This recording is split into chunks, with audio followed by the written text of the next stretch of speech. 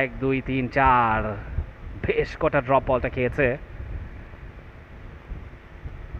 তবে একটি রান মাত্র এসেছে সেই বল থেকে।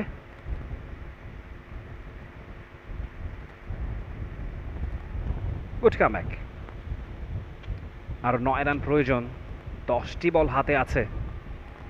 দেখে শুনে খেললে সেটা অ্যাচিভ করা সম্ভব জেভিকো কিংসের, তবে স্বপ্ন ধরা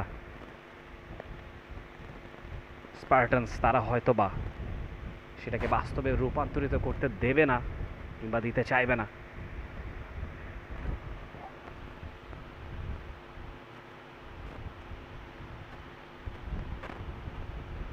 দীপা খন্দকার অভিনয়ের সুদীর্ঘ ক্যারিয়ার তার আছে।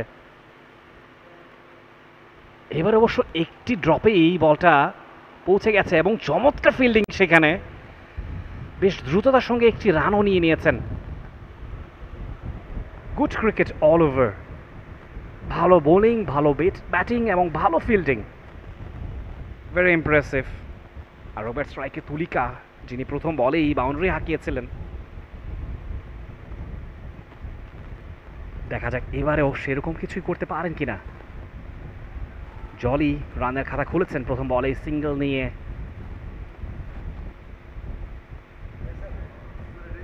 ফ্লাইটের ডেলিভারি দীপা খন্দকার, সেখানে অফ স্টাম্পের অনেকখানি বাইরে বলটা দিয়েছিলেন, সেটাকে পুল করে আরও একটি সিঙ্গেল তুলিকা রইল থেকে।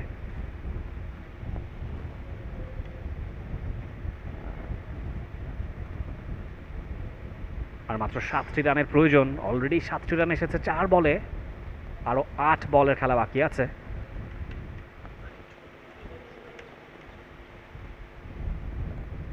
দীপা খন্দকার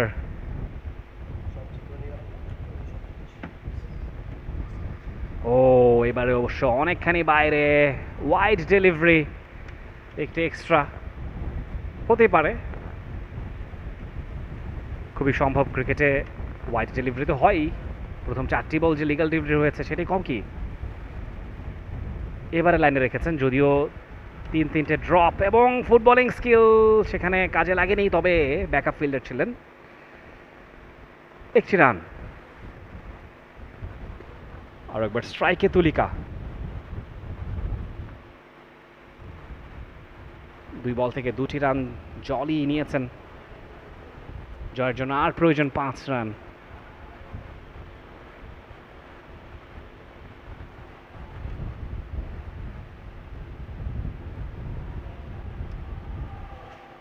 দুই 3 4 ব্যাটার তুলিকা ছেড়ে দিয়েছিলেন এবং সেটি একটি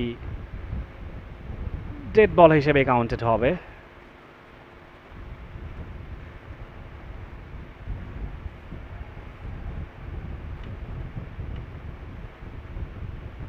সেখানে কিছু একটা মনোযোগে ব্যাঘাত ঘটিয়েছে তুলিকার,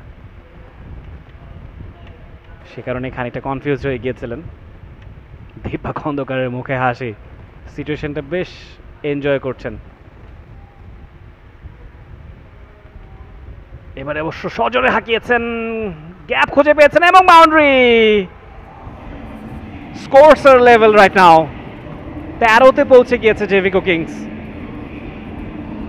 14 রানের টার্গেট। প্রথম ওভারটা বেশ খরচে কাটলো দীপা খন্দকারের, 2-2টে বাউন্ডারি হাঁকিয়েছেন তুলিকা। Very impressive batting. আর একটি রান দরকার জয়ের জন্য মাত্র, গোটা একটা ওভার আছে। জেভিকো কিংস উইমেনের জয়টা এখন শুধুই সময়ের ব্যাপার, একেবারে মিরাকল না ঘটলে। For more updates, follow us on Facebook, subscribe our YouTube channel, get the latest update on www.daily-sun.com.